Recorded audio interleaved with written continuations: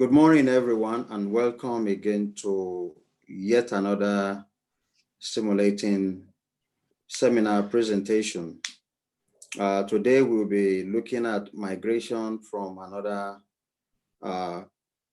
perspective, from a legal perspective, within the context of displacement, and using the example of Nigeria. Today, our guest speaker is the former Dean of the Faculty of Law and currently the Director of a Study Center in Victoria Island, Dr. Toju Alero Akujobi.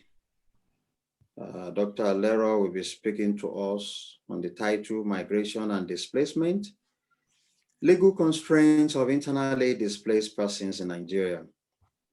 This is an aspect of forced migration that we are yet to fully interrogate, and I'm sure that we will benefit from our presentation. Dr. Alero, you have 30, oh my gosh, I think she left again. You have 30 to 35 minutes to speak to us. And after which we will open up for questions and answers. While we're waiting for her to join us again, I think she's having some challenges in terms of internet challenges. And that is why I chose to do two. I'm also reaching you from my hotspot. So please do not call my cell phone, anyone. And I'm also using the SpectraNet. If you call me, I won't answer you anyway. So the presentation, I think she has joined us again, is about displacement. Is another form of forced migration. As we all know, we are familiar with the global trend in terms of internally displaced persons. In Nigeria, you have people fleeing from the northeast, northwest, even to some extent north central, and even in the south and southeast, creating an onslaught of internally displaced environment. And the legal context of this has not, to the best of my knowledge, been fully interrogated, and that is why the legal luminary, Dr. Alero Akujobi, will speak to us about that. Why she is still struggling getting back, I think she's in and out.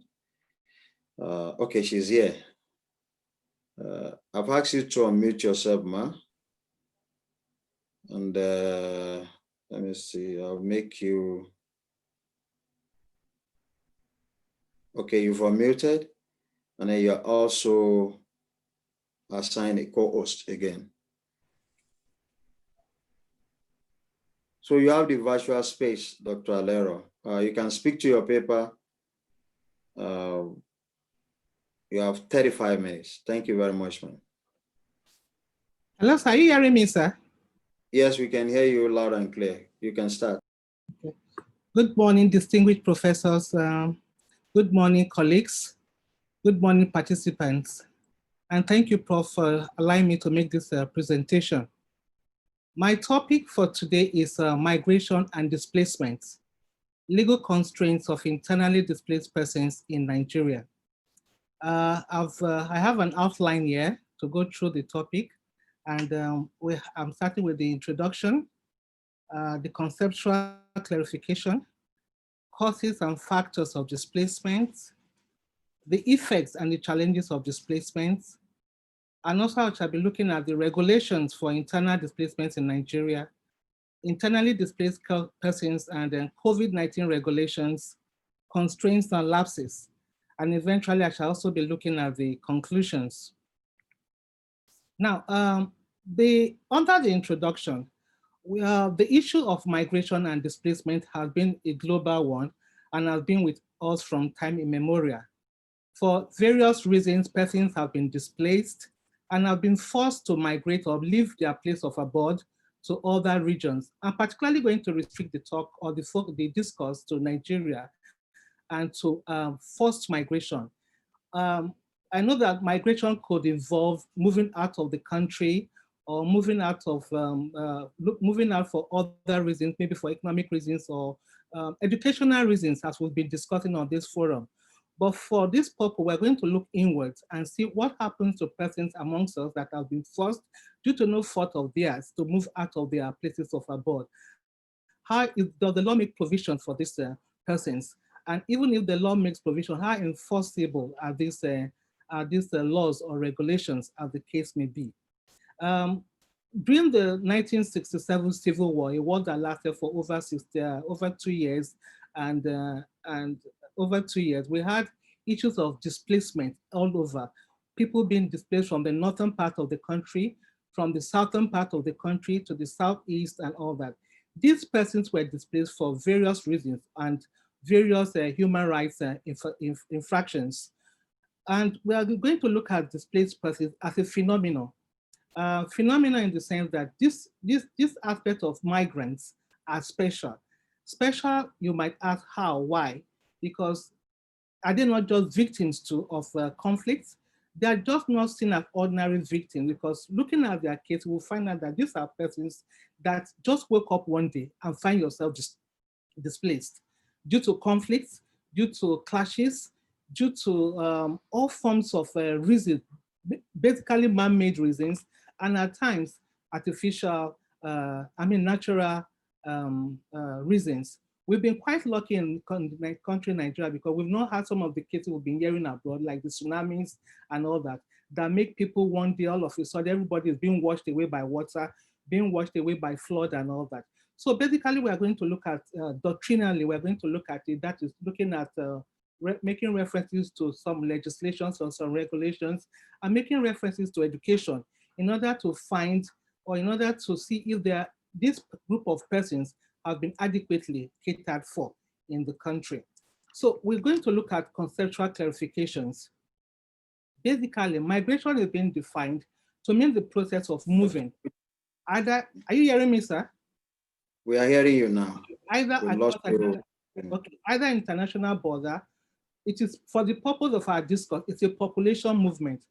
I'm saying for the purpose of our discourse, we've had to listen to migration that deals with birds, migration that deals with all kinds of migration that intangible migrants, that as they will be called, that migration that has to do with maybe language and all that. But for this purpose, that we're talking about movement of people, and that includes the migration of refugees, displaced persons, and people that migrate, displaced persons particularly. Now, it is, according to the United Nations High Commission for Refugees, it considers internally displaced persons as people or persons who have to leave their homes for refugee-like reasons, are in a refugee-like situation and remain within the borders of their country. They have fled persecution, situation of violence, massive violation of human rights, and do not enjoy full protection of their government. Again, we also have them being defined by the International Organization for Migration as persons that, as a result of armed conflict, widespread violence, have to leave their homes but have not crossed the international borders. According to Akume 80, it is basically forced migration of persons from their homes due to unpleasant conditions. We are going to look at these factors and the conditions that affect them, that make them to move due to no fault of theirs. A combined reading of the above definitions will basically tell us that they are characterized by unplanned sudden movement of persons, and they are persons that are seeking protection, not outside the borders of the country, within the country, and they are under the municipal government. In other words, their care, their protection should ordinarily be taken care by the municipal government, that is the government of their country. So we can say that the word or the acronym IDPs, that is internally displaced persons, is wide enough to cover those people that have been so displaced for within their own region, and also and are ordinarily domiciled in those countries. So again, it has a transitional character in the sense that you could be a migrant today. It's possible you could have migrated to live in Nigeria, find yourself in the Northeast, for instance, and then all of a sudden, due to no fault of it, you are forced you are being displaced from that particular place. So you could even be a stranger in the country, and you have to also migrate from that place to another. I mean, you are being displaced from that place to another. So you are forced to move from your place of domicile to another place. But importantly, within the same region, to neighboring to your neighboring states, but within the same country. So the word IDPs and forced migration could be used interchangeably in very loose and liberal sense. So having said something on the conceptual clarification and having have in mind of what a displaced person is, we are going to look at the causes or factors of displacement.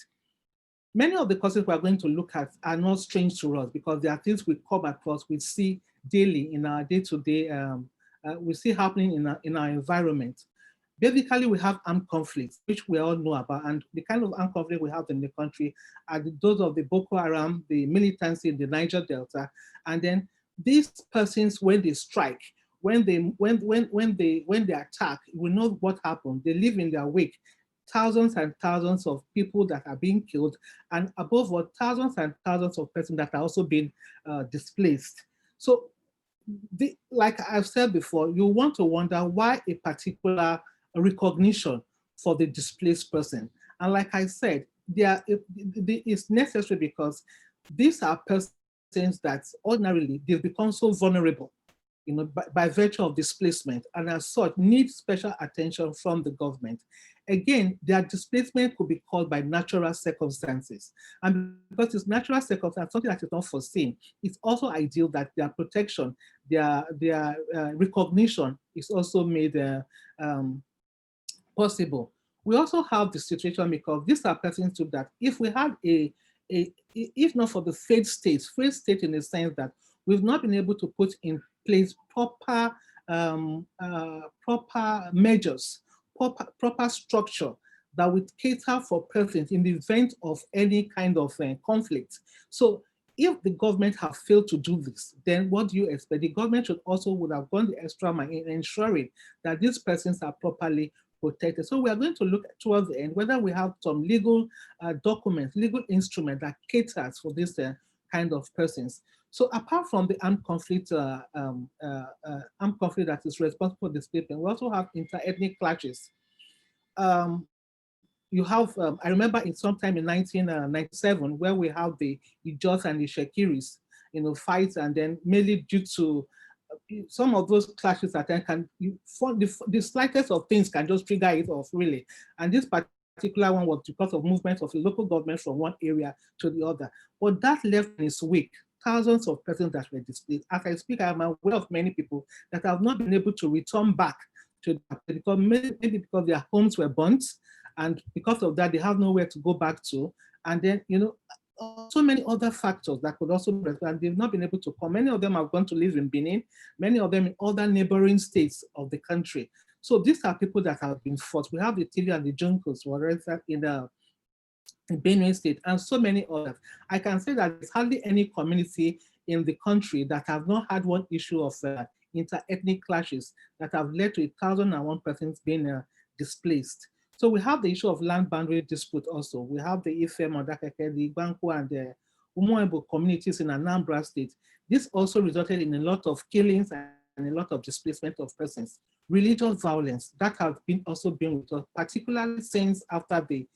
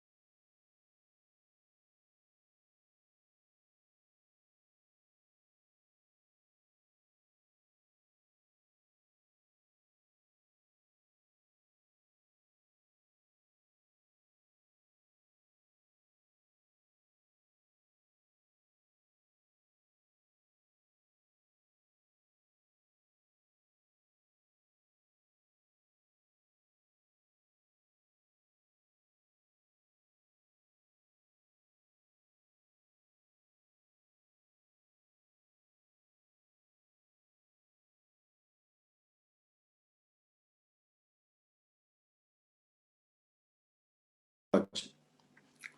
Thank you. Dr. Akujobi, we lost your audio, and I'm trying to do a little bit justice within my comfort zone, trying to present or to explain what you were trying to explain to us until you join us again.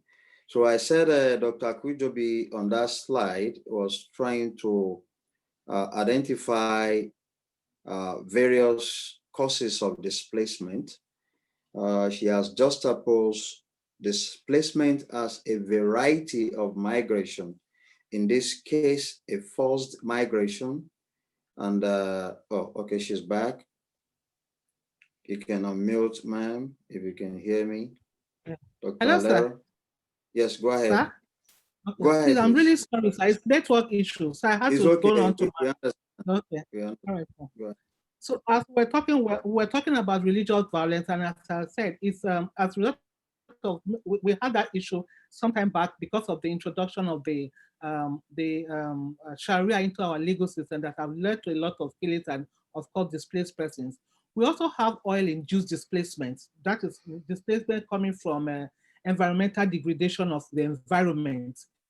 You know, you have all these oil companies that work in some of these communities, and by virtue of the fact of their operation, at times you have most of the communities being their fish, their waters, their farmlands, all being polluted by the oil being produced by these companies. And a typical case is that of the Ogoni land that happened some years back.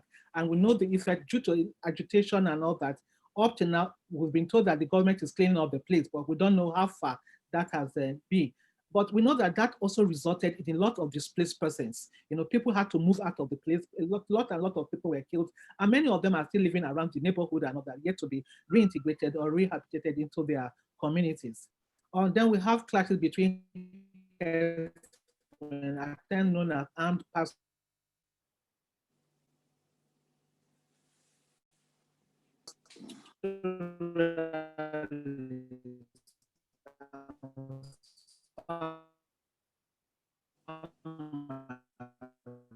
Yeah, we're losing you again, man.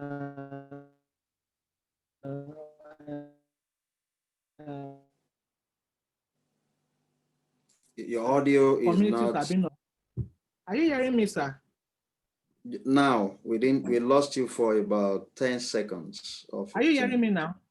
We're just hearing you. We lost you for 15 seconds. Okay, okay. We were looking at the causes. So I was on that of herdsmen and armed pastoralists. Are you still hearing me, sir? Yes, ma'am, we are. Thank you. So this also led to a lot of displacement of persons. And we have the issue of the Agatu people in Benue State, you know, that have been dislocated for for this particular reason. And the news are all over the place. You just wake up one day, you know, and things you never expected, killings and displacement, and people have to run for their dear lives, families, individuals, and all that. And apart from these man-made factors, we have natural factors too, such as flooding, erosion. Sometime in 2017, if I can remember vividly, there was this heavy downpour in the entire country that left some community totally flooded, you know, and people had to move out of those areas for protection and for other forms of assistance in order to survive. Now, I haven't looked at some of these factors. There could be many more factors that lead to displacement, but these are some of the ones that I've been able to look at. I know that the effects and challenges of the displacement on persons cannot be overstated, because a lot of damage are being done to people that have to move. A good number of these persons we know are women and children.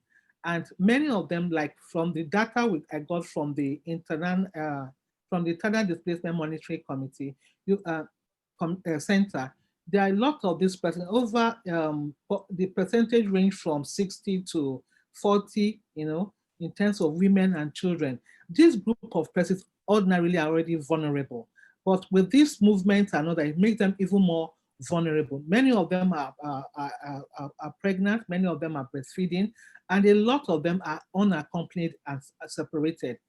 I remember vividly the encounter sometime during the clash between the Shekris and the Jos sometime back. And I know that in some riverine areas, when this attack starts, some children are even dropped into the waters. So it's survival of the fittest. If you can swim, you swim. If you cannot swim, you dead, so be it. And then a lot of separation between families. You find out that for years, you don't know where your children are. You don't know where your immediate family are. And, because you are after your life, at that particular time, nobody really thinks where the other, you have to survive first before you can think of rescuing another person. So it has left a lot of disruption in families, a separation between parents and children. And of course, like I said, the vulnerables are also there that are being affected greatly. Then we have movement restriction. It's obvious after this movement of persons to another place, of course, you have to, the displaced person have to study the environment before you can even start moving, particularly during this COVID period that we had a lot of movement. These persons were so affected, because of reasons that, of course, we are going to also still look at. Many of them that had to run away had to leave some of their documentations behind and all that. And this affected many of them even getting jobs again. So you find many of them still doing manual jobs and so many things because they cannot even still lay their hands on their documentation to help them in this. Access to healthcare was another issue, particularly among the elderly and the children. So leaving them exposed to various forms of ailments, that disrupted their livelihood. Then we have before then there's this picture there that shows a very sorry sight. I don't know whether you are seeing it, sir. Yes, Hello, we sir. are. Okay. Yes, we are. We can see the deplorable situation of some of the displaced persons, and make a makeshift shelter, and some of them scrambling for food and all that. Ideally, this shouldn't be in a society that is structured and all that. So we have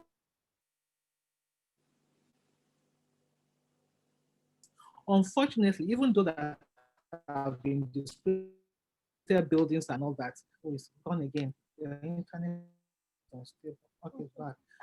And all that, you find out that these persons coming from different backgrounds, coming from different orientation, what do you have? Constant disagreements, constant quarrels between the camps and all that. And of course, lack of organization. So this is another form of, another effect of challenges that the IDPs also face. Disruption of children's education and normal development, very obvious. And then we see the case of the children's education during the Civil War, for instance, where a war that went for over 2 years, children that were displaced from school. I was informed that some of these children at that time, the parents went to school to handpick them with just their uniform, everybody running everywhere, trying to get protection for their lives and all that. Education is being disrupted, and until at times they are fully reintegrated back or rehabilitated, there's no way they can further their education. Because in most of the camps they find themselves, there are no schools, there are no learning materials, nothing to help them out. And of course, their normal development is also greatly affected. Affected in the sense that their growth, they are not being properly fed and all that. So this affects their growth and all that. So IDPs or internally displaced persons also suffer untold dignity on their persons. That is, their dignity is being they're being reduced, from what you call a full, you see where a full-fledged man, for instance, that was in control of his household, in control, maybe a chief or something in his community, due to no fault of his or due to one disaster, have had to move and then find yourself in a place that is clustered by human beings, a place that is so uninhabitable and very deplorable. So, of course, under such circumstances, there's no how you can have privacy or whatever. And then the issue also of getting those that cause this conflict prosecuted is also an issue, because some of these IDPs that have become victims are too scared, are too afraid or whatever to come out to give testimonies against this person for fear of further attacks on their person. And in the absence of such evidence, the courts are left with no other option than to leave them and then to continue to face their displacement. Then the issue of overcrowding, poor shelter, scarce resources, and limited access to reliable information cannot be understated. Of course, they don't have all this facility. They're overcrowded, they're overchoked, and all that. In states like Lagos, we see a lot of them under the bridge, a lot of them in the slums, and all that. And their major issue, going by some of the report, I had this group known as the young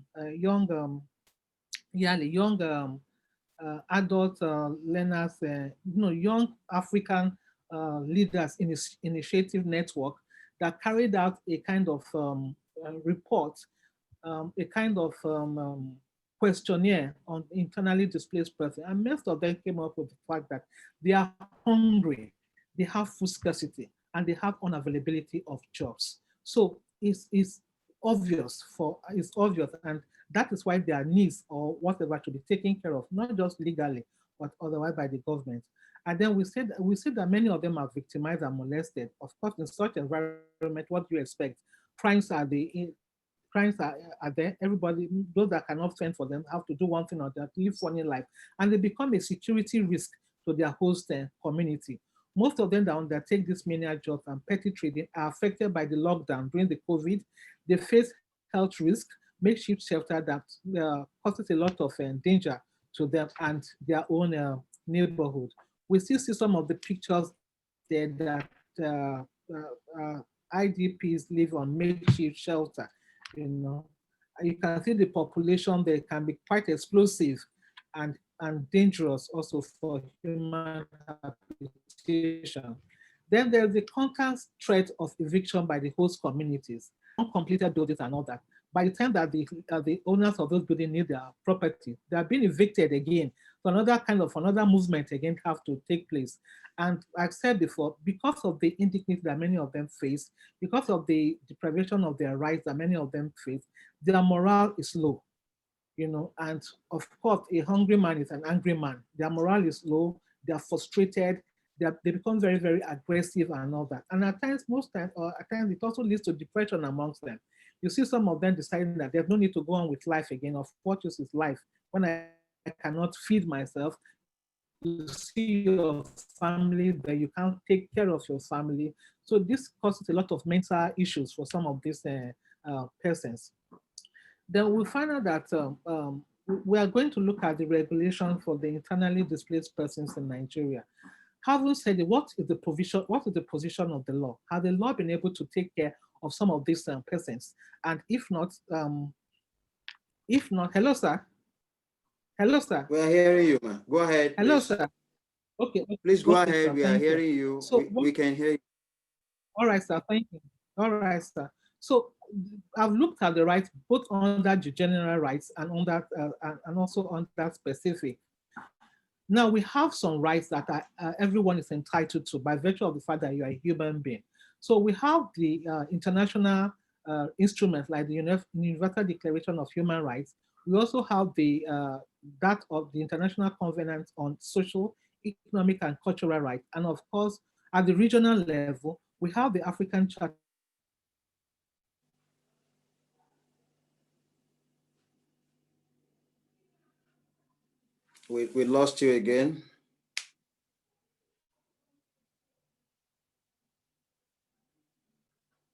Dr. Alera, we lost you again. I asked you to unmute yourself. You probably mistakenly pressed mute. You are still here. Can you please unmute? Okay. Are you hearing me now, sir? Yeah, go ahead. Start from the African regional. Okay. So you have the African, the African Charter on Human and People's Rights, which forms a body of rules, and also constitute rights guaranteed for these persons, for persons generally.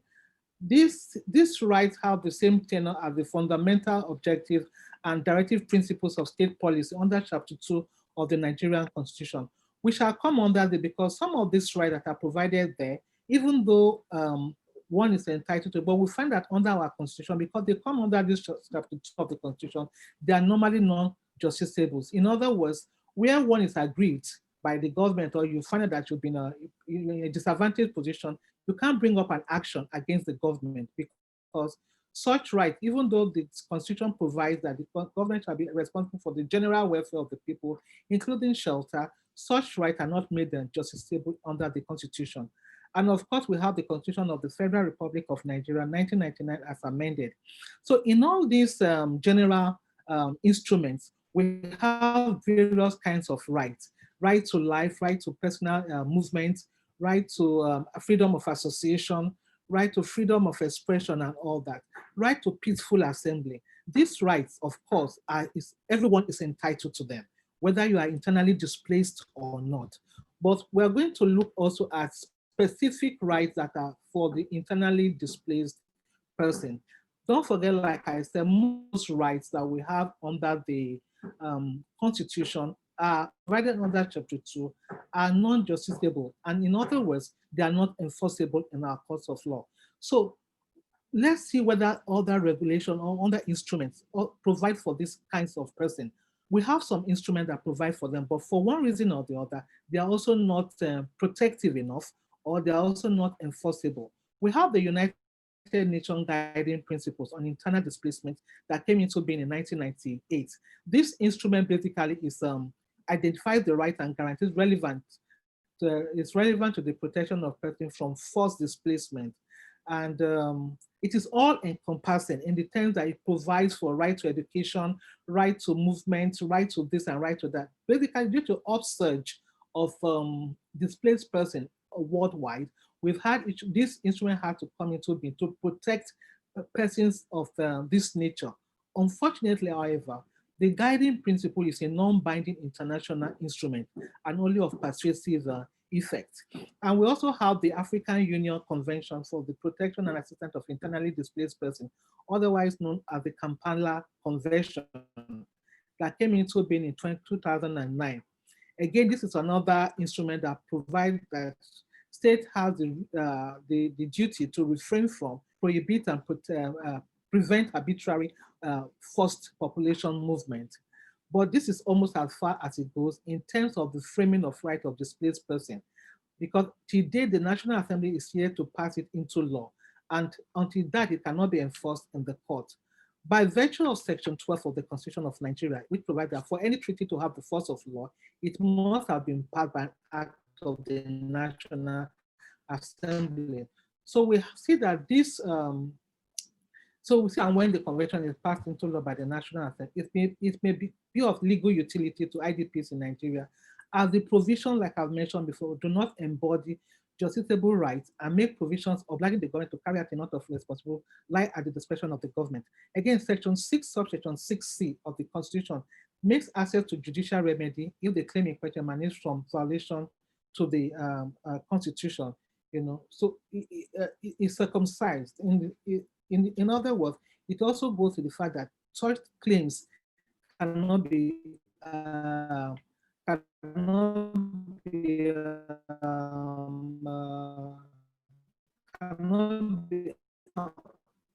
these regulations, there are still other regulations that, like the National Emergency Management Agency. This is another very good regulation that caters for disaster management, but most times it adopts the culture concept. Culture concept in the sense that it doesn't adopt the proactive ego concept. Ego concept that a concept that looks forward, a concept that looks beyond now and prepares for the future, because it is something that will always come against. Forced migration is bound to remain with us as long as human existence, because, like I said, until you have a perfect society, that such might not be found possible. We also have the National Commission for Refugees that was later extended to include migrants and internally displaced persons. This regulation is also just, one can say that it just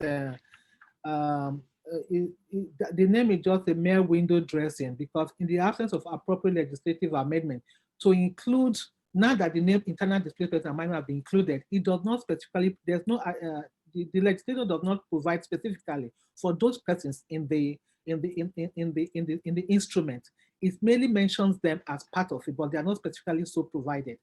Then sometime in 2018, the government announced its intention to adopt a national policy on internally displaced persons. The health essence was that it will help to regulate the internal displacement crisis and complement the fight against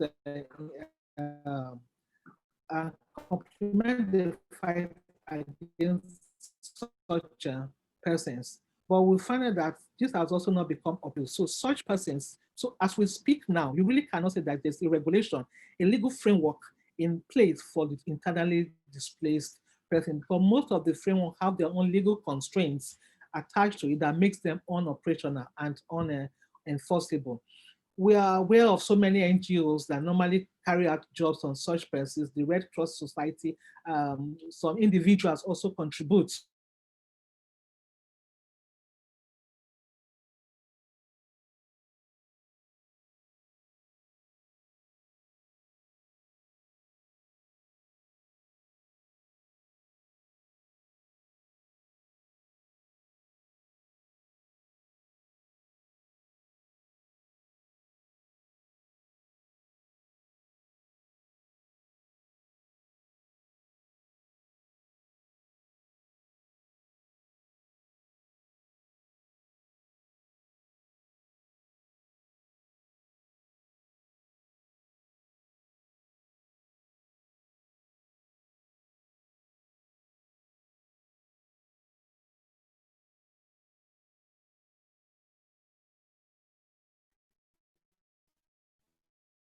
Are you hearing me, sir? Are you hearing me, sir?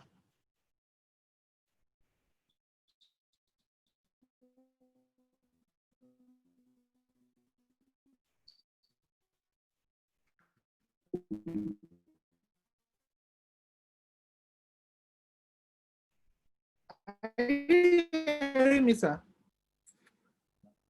Hello, sir. Hello, sir.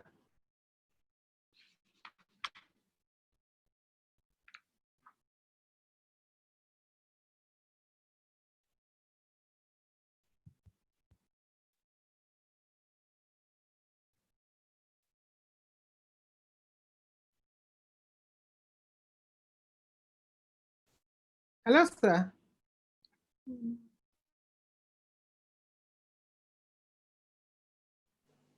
Your audio is on. Please go ahead, ma'am. Okay, good. Okay, good.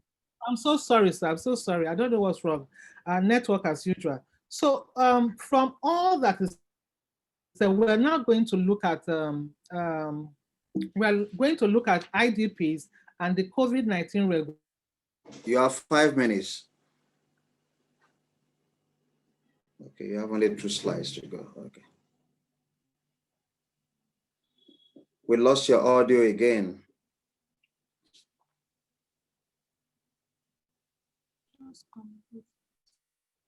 This network issue.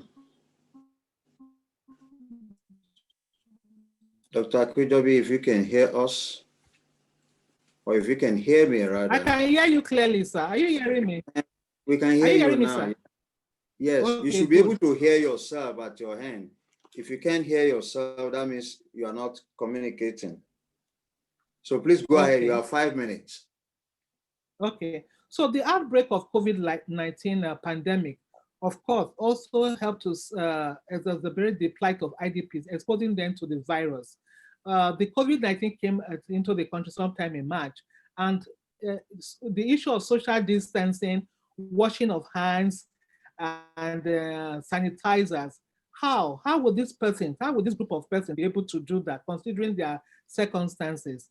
What effort were they taken into contemplation by the government? Is it practical, for instance, to expect these persons to observe the regulations regarding social and physical distance when in fact they live in overcrowded shelter? Of course, the answer is no. The stark reality is that The failure of the government to provide the basic necessity of shelter to this group of persons compels them to be oblivious of the law. Therefore, the demand of social distancing isolation in case of contact with suspected persons, which is part of the regulation, affects effective containment of the virus and is almost to be so compliant, because ordinarily we've not been able to, even among those that are not in so crowded areas, it's not possible for us to be compliant, not to talk of those that are in the IDP camps. Finally, or in conclusion, IDP or internally displaced persons are persons that have been forced, for reasons as stated above, to leave their homes. They live, they could be individually, they could live in groups, they could live even as a community, and they are normally confronted with existential challenges. Their needs should be given attention to alleviate their suffering. In spite of the elaborate provisions of the Constitution as well as the various regulations being stated, there is still a long way to go in terms of catering for this person. Concerted effort, therefore, needs to be put in place to ensure that durable solutions are found for them. Going by the global report of the displaced persons celebrating the 20th anniversary of the guiding principles, it was stated that there are over 30.6 million displaced persons worldwide and associated with conflicts and disasters. This does not call for any form of celebration. There is therefore the urgent need for a well-structured plan for the protection and assistance of the IDP. The displacement properly addressed and made justiciable so that when government defaults, victim can claim actions for enforcement. Good laws and policies without the appropriate political way to implement them will remain dead later. There is therefore the need for reintegration of internally displaced persons into their original domicile, as they are definitely forced migrants and of theirs. There's also, one would also recommend that government go furthermore to ensure that the issue of easy access to ammunition is being controlled, and the discrimination issue also, because most time when they move to other communities, there's this discrimination issue. A lot of people are not, most of the host communities are not welcome in there. So there's also that issue. And then all of state religion internally displaced persons in the country. Thank you very much for the opportunity.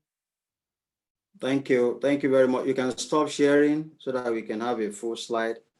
Just stop sharing at your hand. Thank you very much, Dr. Akujobi. Despite the technical challenges, we've listened to her. I have 2 or 3 of you that have shown interest to speak. And then at the end of the day, Professor Emeritus Sogolo will be the last to ask his question and make comments, if that is okay. I'm going to start, but I will not overflog it, and I will not ask you that many questions, but I'll ask 1 or 2. In your presentation, you mentioned Sharia, if I heard you very well, as a factor in displacement. If I'm wrong, pardon me, but if I'm right, can you please shed more light in that? You collate all the questions. Don't answer now. You can mute yourself and unmute later. So you take all the questions and comment and you respond. So the first one is, please shed more light on whether or not Sharia law has led to displacement and in one context, and what are the evidence, both physical and otherwise. The other thing is the issue of COVID-19, and I intentionally decided to wear this, okay? I intentionally decided to wear, and you can still hear me. You can still hear me. If you can, Dr. Ogunlela, can you not just shake so that I know you can still hear me? Okay, Dr. Ariel, Erima, can you hear me? Shake your head, please. Can you nod your head? Don't unmute. I'm going somewhere. So I can see that they can hear me. You see, we have a protocol, and this goes to us generally. It's unfortunate because I was expecting many to come from now to be with us. There was a protocol read to us, the reason why NUC opened up. But it's so disappointing that it will cause a lot of displacement if we go by Dr. Akujobi's definition on campus. From the gate, you see people not wearing this. You see them not wearing this. Indisciplined, unethical, and forced, emerging forced displacement, if we can put it into practice, is something that we want to interrogate and you may want to speak to. So at this point, Dr. Williams, can you please, I ask you to unmute yourself. Dr. Williams, go ahead, followed by Dr. Ore. Okay. Dr. Williams, are you there? Dr. Ore, you can go ahead. Yes, go ahead, please. Hello.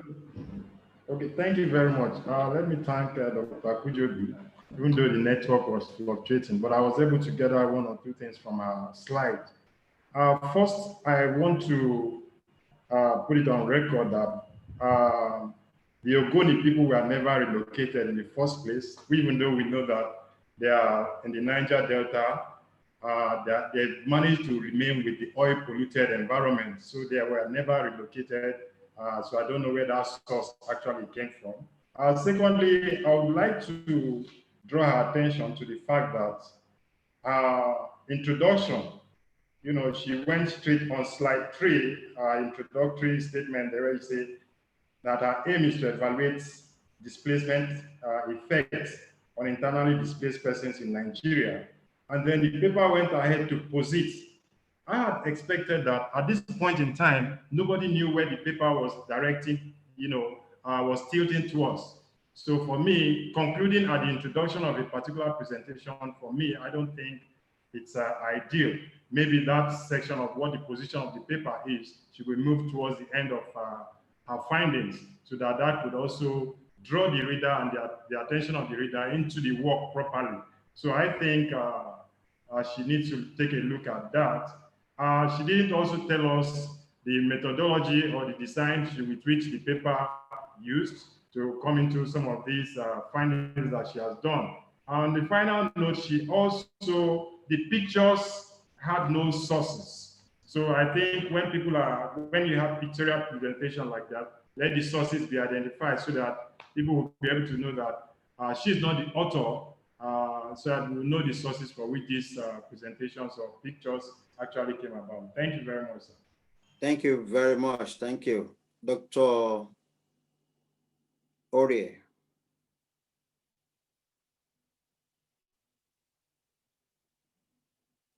We can't hear you, man. Okay, go ahead. We cannot hear you, although you're on mute. Can you check your audio? Ma'am, check your audio. But while she's struggling with checking her audio, I have some comments in the chat box from Malam Ringim. You remember the guy that talked to us about the bird migration? Thank you that he has learned a lot from this presentation, at least from the legal angle. Dr. Rima, we still cannot hear you. Okay, Dr. Akujobi, can you respond to the 2 comments or questions thus far? Hello, sir, are you hearing me? Who is this one? Who is talking, please? Are you hearing me? It's Dr. Akujobi, sir. Are you hearing me? Yes, we can hear you, ma'am. Please go ahead. Sir, sorry, I didn't get your own question. I said you mentioned Sharia as an instrument of displacement. Yes, sir. Can you shed more light on that for us? Okay, sir. Thank you. Yes, sir. I mentioned Sharia as an instrument of displacement because of what it leads to, interreligious conflicts. You know, That is, we know that when Sharia was introduced into the legal system, because it did not go well with a lot of persons in the northern states and all that, the people that have either to be living based on provisions of the constitution and all that, now have their own, everything that was now tailored towards the Sharia. So that brought about a lot of religious crisis in the north that led to a lot of persons being displaced. So it was in that area I was looking at it, in the terms that when the Sharia was introduced, I'm aware of the fact that a lot of displacement took place that time because of the conflicts that it led to. So persons now moved, a lot of people moved from the north during that period towards the south, for protection and for where they felt that the system or the legal system is more, they're more at home with it than the northern part of the country. And many of that conflict led to destruction of property and a lot of that, during that period. Again, what Dr. Opadokun was talking about, the Ogoni people. The Ogoni people, the degradation of their lands, the degradation of their farmlands, the degradation of their waters led to some persons being displaced to neighboring like Nembe and all those areas during that period. When we are talking about relocation, because this is the Niger Delta area we're talking about, and I'm aware of some persons that tomorrow moved from that area to other areas like rivers, states like rivers and all that, for protection and all that. Now, we have to know that the idea of talking about displacement, you don't necessarily have to be in a camp to be seen as an internally displaced person. You could be displaced and you have to go and live with external family members. You could be displaced and go and find yourself even living in another state. The important thing to take there is that what was the cause of your relocation? Was it because of some of these factors that you had to relocate? And in the process of being displaced or whatever, you've lost your property, you've lost your source of livelihood, you've lost your farmlands, you've lost your fishing right, you've lost your dignity. Some of them that were hitherto chiefs in their community now have to move to another name where they are nothing. So these are part of what I'm talking about. So it brings about low morals and at times even depresses many of them. So the Ogoni people, of course, that period, many of them have not even relocated to tomorrow because, or they'll not be reintegrated because the farmlands or whatever the community we're talking about that was degraded is still like that. The cleanup is not yet completed. So their lands are still being polluted. So that affected them, and then you had internal displacement of persons during that particular period. It was in that sense I was looking at it from the Ogoni side. Yes, I saw what you're talking about, that the concluding is not ideal. That is talking about under the introduction, that in terms of positing, that should have been taken to the concluding side. Well, I will look into that. Then under the methodology, I stated before when I was starting that I was looking at it mainly for the doctrinal aspect of it. Doctrinal in the sense that we are making reference to both primary and secondary sources of material, such as the regulations and all that. So that is mainly the methodology I was looking at. There was really no questionnaire per se, apart from some of the reports I was able to lay my hands on and all that, in order to be able to get the effect of how these persons have been so assisted by some agencies and all that. And then the issue of pictures, yes, I'm sorry about that. Of course, all pictures should have had their sources. When I did it, so like there was one of the pictures I saw there. That picture it covered the Ajah area of Lagos State. Where you saw a lot of crowded persons with some charity buildings and all that. That picture was taken somewhere in Ajah area here, and I used it for that purpose. Of course, that picture should have been. I should have included the source into it. I will take care of that. Thank you, sir. Thank you very much. And I think I will start from the picture that you probably, since you mentioned that it depicts an area in Lagos, that is Ajah, that I am a little bit familiar with. I'm from Lagos State. You need to also critically look into those pictures because it could be pictures from people that moved from Morocco to Ajah, not necessarily from outside Lagos. They just moved from where, you will respond to that or later. It's just a comment. Then also, I think the issue of definition, what I'm seeing based on your response thus far is a kind of definitional fuzziness that you probably want to disentangle in your introduction. It goes for your definition of displacement, given the parameters you've alluded to in your response to Dr. Emina's comment or question. I'm not sure whether I'm making any sense. In other words, your definition must be very, very clear and then inclusive of non-human. The same thing with migration. The first thing I read was your definition of migration. And I said, what about non-human? Of course, your focus is on legal or legal aspect, but notwithstanding, when we do a general definition, I think we should be able to also give a general perspective. Dr. Erima, I have asked you to unmute and then also lower your hand. I can't see any others. Once I call, and make it short, please. We are now 11:54. Unmute yourself, ma. Dr. Erima, we are giving her a second chance because she's the other lawyer that I can identify here present. Okay, the Dean is also here. The Dean of Law, unmute yourself. Dr. Rima, unmute if you want to ask your colleagues or your former Dean a question. She's not taking your upper form to Senate or to Council or to anywhere, so ask her questions. Well, we can't hear you and they cannot, we cannot hear both of them. Maybe they choose to take the fifth. They don't want to speak. Let me unmute Professor Emeritus Sogolo. Prof. Go ahead, sir, Prof. Professor Emeritus, yes. Okay, thank you very much, Prof. I want to start by congratulating Dr. Akujobi for this very stimulating presentation. It is stimulating in a way because almost everything that comes from the discipline of law is like a practical experience. And you can see how the discussion, went on from beginning. There, much of it, contains things that you may at one time or the other have experienced.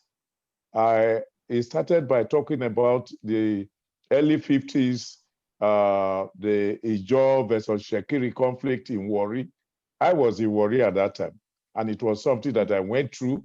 I had to move home from Warri to Isoko. And then he talked about, also mentioned the 1960s, towards the end of 1960, the Civil War, when, those of us who were in the East, I was in Port Harcourt at that time, we were asked to move away from Port Harcourt to our various homes, and I had to move to Delta. Now, then he talked again about Modakeke, Ife Modakeke. I was at that time a student at the University of Ife, now Obafemi Awolowo University. Again, I experienced that. But the question I want to ask her is, when you migrate to a place, like I went to Port Harcourt, I went to Ife, and so forth, and you are asked to go back, do you have any right to any compensation? Does the state really have to do anything? Under the law. But you had gone out, and then you're asked to simply go back to where you came from.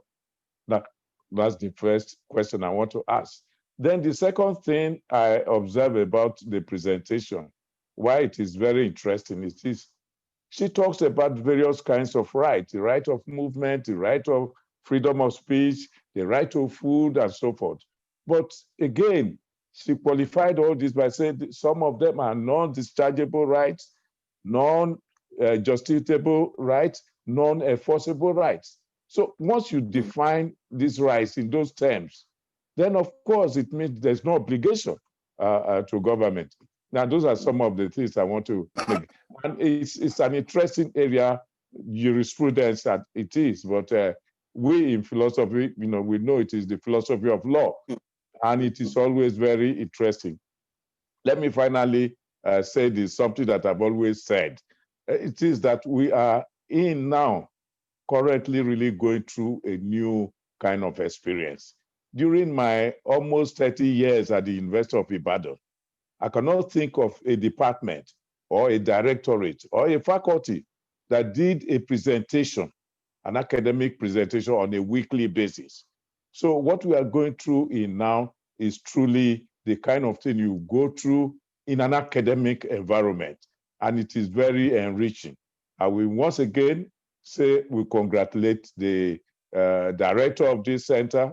Professor, you are doing very, very well. Initially, when you asked me to participate in this weekly presentation, I hesitated. I said, no, I wasn't going to be able to do this because I don't have the time. You said, no, please join us. And now nobody really persuades me to come in on a weekly basis because I enjoy the exercise and it has become part of me. And I want to say congratulations to you. Congratulations to the Vice Chancellor for setting up the directorate. And to Dr. Akijobi, this is a fantastic presentation. It is as clear as possible, and I'm sure that all the participants actually have enjoyed your presentation. Thank you very much. Thank you very much, sir. Thank you very much. With the permission of Professor Emeritus Sogolo, may I take Dr. Orie, and also, I think I saw one hand up. So just make it brief, please. Make it brief. Dr. Orie. And before you speak, Dr. Orie, Dr. Akujobi, please kindly chat with me. There's a book that I think you should consult. It's in Peace Studies. It's in honor of Professor Albert. And you can reach out to the department head for Peace Studies. There are chapters there that covers legal, civil, and some other areas but I think it would be useful. So Dr. Orie, go ahead, please.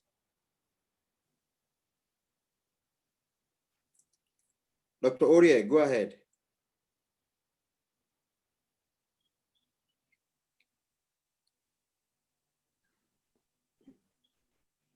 What? But we cannot hear you. Dr. Akujobi, go ahead and respond to Prof, and then we round it up. Thank you very much, sir. Can you hear me, sir? We can hear you loud and clear. Thank you very much. Thank you so much, Professor Sogolo. I really appreciate your comments, and I thank you for being present for this presentation.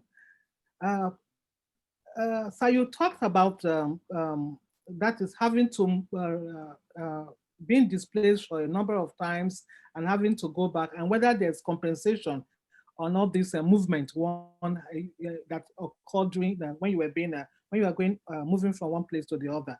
Well, for instance, the essence of the whole thing is that such persons, one of the essence of the discourse is that such persons should be properly reintegrated and rehabilitated into their communities once the conflicts are over. But we know that in some areas, some of these conflicts don't ever go off. These conflicts are there, and persons that have been displaced find themselves, some of them are even scared at times to go back to some of these places for obvious reasons. There's no definite, like during the war, for instance, persons that moved during that time, how many people got compensation? Abandoned property everywhere. They lost everything, including all their homes and houses. We've seen instances where people are in different parts of the state have been displaced, their farmland destroyed. Nobody compensates them. Again, that also goes to talk on the kind of structure we have by the government has put in place. Because if there's a proper structure in place, these are persons that has, due to no fault of theirs, find themselves in situations that they never envisaged. You just sleep and wake up, and the next thing is another kettle of fish, and you just have to keep running helter-skelter for your dear life. So I'm not aware of any compensation, for such victims. It would have been ideal to have a compensation scheme that looks into such cases of persons, so that such persons can be properly compensated. Not just compensated. The best thing for me that I would have even thought would be ideal would be to reintegrate them back, take them back. Like some of the elderly, it leads to early death. Because when they are being displaced from such places, you find that they don't survive it long, you know. But if they are being reintegrated, being given back their farmland, being given back their fishing water, of course it will help them in a long way. And the issue of displacement or early death will not come to be. Also on the issue of the rights, that is, you are talking about the right both under the Constitution, the general and the specific rights. Whether those rights are, I don't know, did I get that question well? What I said there anyway was that there are general rights for these persons and there are also specific rights. But we have found that those rights or the general rights, for instance, you know, you have under the directive principles and state directives and state policies for certain actions under Chapter 2 of the Constitution. Now, these rights, if violated by the provisions of the Constitution, they are not actionable. They are not enforceable. Like, for instance, the right to shelter. You know, they come under the second degree rights and something like that. And then you come the right to shelter. So such rights, when being violated, the government is not obliged, kind of, you know, to provide for needs of the people that are being so affected. It is different from the right to life, although you can now tie one to the other in order to get compensation. Because when you have no good shelter, your right to life is also being threatened. But when you under those rights of shelter and other or general welfare, such rights under the provisions of the Constitution are not justiciable. In other words, they are not enforceable and they are not actionable. So when you bring up such rights, you find out that you cannot get any remedy or any compensation. Then I want to thank you so much, Prof, too, for the book you suggested to me. I'll go look for it, definitely, so that I can. You get it from the department. I think I have a copy because I also contributed, looking at humanitarian issue of the Nigeria Biafran War. That's what I call it. I didn't call it Biafran War. So I want to thank you so much, Prof, for the opportunity to make the presentation. I'm so grateful to my professors on board, and to my colleagues, and to all participants. God bless you all. Thank you very much, sir. Amen. I claim that before any other person. I thank you most sincerely. And the VC is unavoidably absent, but he sent his greetings and best wishes. So we thank you very much. Next week, we will be having, I envisage a roundtable, and the title is Virtual Migration. If those people that are asked to join me did not chicken out, then it will be a roundtable. If not, I will make the presentation. It's something that is that came up as a result of this ongoing training and then reading about what we have been doing on campus without us knowing it. It's about digitization of the university that has been a major focus in the age of COVID-19. So we will listen to that, and then in 2 weeks' time, we will be listening to Professor Joktan. We're still expecting a title. And then last but not the least for the month will be another professorial fellow, this time around Professor Rubeck from Academy of Sciences, University of Prague, who will speak to us. In December, we will focus squarely on the first journal edition, the maiden edition that we hope will be out in print in January. So I do not envisage calling for any weekly what have you in December. I want to, along with my colleagues at the center, focus on those papers that we are comfortable. We receive peer review comments, and I think we have substantial number of papers that will come up for the volume 1, number 1. Volume 1, number 2 is also receiving 1 or 2 or 3. So we are quite on track. We just want you to join us. If you choose to publish with us, send your paper for peer review. You do not have to present as a prerequisite to be published. Okay, so spread the news and let us share knowledge. And lastly, we do not charge you for your intellectual property. Whatever it is, we will look for the fund, we will publish you, but don't charge us. Don't charge us for it. Thank you so much, Professor Emeritus Sogolo. I thank you for sharing this and continue to mentor us. We thank the visionary, Professor Abdallah Adamu, for giving us this opportunity to serve. It's about us. It's not about Professor Tijani. We have people in the center that are helping. We have people that are outside the center that are seriously helping. We have what we call in ICT world, the back ends.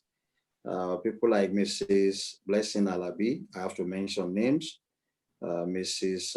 Toyin Ashonibare, Mr. Samuel Egege, Mr. David Abba, and Miss Ene, I've forgotten, Ene Ame, or something, yeah, I think that's her surname. Apart from that, we thank all our fellows, senior fellow, Dr. Aneto, Dr. Oparaduru, Dr. Williams has been so wonderful. We thank you most sincerely. And we also thank our council member for joining us today. We appreciate you, sir. Malam Isa Shehu. Mrs. Ajayi, we thank you, ma'am. That is the director of audit, and she's here, and we thank her. They are following in the step of Baba Sogolo, and we really appreciate it. I can see the Dean of Law. Oh, unfortunately, they both are sitting now. I can't take any question or comment again. We are so sorry, except if Professor Sogolo said, allow the Dean of Law to speak, then I should allow, Baba said I should allow you to speak, sir. Dean of Law, I will unmute you. I was just scrolling and I saw him. You see, it's not about the dean, but the office. We must respect office. Don't say because he's your former student and then you still look down on them. You are looking down on yourself. Respect the office. So the Dean of Law, sir, please speak. Yes, sir. Thank you, sir, for this privilege and honor. I quite appreciate it. Thank you, Professor Emeritus, for granting me this leave. Actually, mine is just to commend my colleague, my professor, Dr. Akujobi, for the presentation. There is not much to observe as regards our presentation. So I want to thank you for this privilege. Thank you, sir. Thank you, sir. Thank you, Dean. I see your colleague beside you. Yes, please. Yeah, she can go ahead too. She move to you. Thank you, Professor Tijani, for the third opportunity. Professor Sogolo. Tijani was just Thank you, sir, Professor Sogolo, for also indulging us because we are out of time. Mine is just to congratulate the presenter, to say thank you for good presentation, and also to quickly comment, although I joined in late, but that I heard when she was talking about the justiciability of the section 2 of our laws, and to just humbly comment that the position has slightly changed. The Supreme Court gave a judgment last year to the fact that section 2 is now justiciable, following best practices in some other jurisdictions like India. I remember I did a paper some time ago concerning having a comparative analysis of the India section 2 and our own section 2. And the Supreme Court said that it should be given a proactive interpretation. And today there is a judgment of the Supreme Court, Nigerian Supreme Court, to the effect that that section is now justiciable. The workability in practice is an entirely different problem, but legally it is not justiciable. Okay, thank you very much. Dr. Akujobi, it is fair. Do you want to respond? I'm done. Just, yes, Dr. Akujobi. Hello, sir. Yes, Yes, ma'am. I've heard what you said, but I will look for the Supreme Court judgment and reconcile. Great, great. Thank you very much, everyone. Yes. Thank you, Thank you. Professor Emeritus Sogolo. We appreciate you. Next week is another day and time. Stay blessed and use it, the face masks. Don't be Donald Trump. Use Thank it. you very much. It's very Thank you. important. And follow what NUC asks us to do. So bye for now. Bye-bye.